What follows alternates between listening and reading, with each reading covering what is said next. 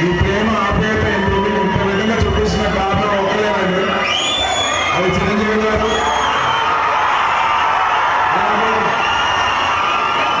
అలాగే మా power star Pawan Kalyan గారు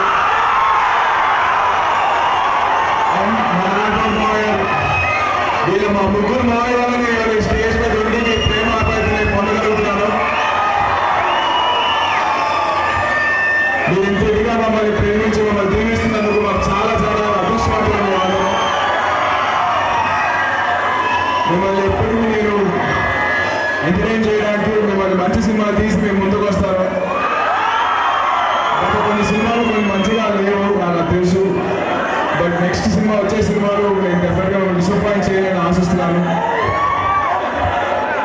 మీ ప్రేమ ఎప్పటికీ ఇలాగే ఉండాలని చెప్పి నేను ఆశిస్తూ, నాకే కాకుండా మాకు సరణ్కి, బన్నీకి, వరుణ్కి, శ్రీకృష్ణ అందరికీ ఉండాలని చెప్పి ఆశిస్తున్నాను. Thank you so much.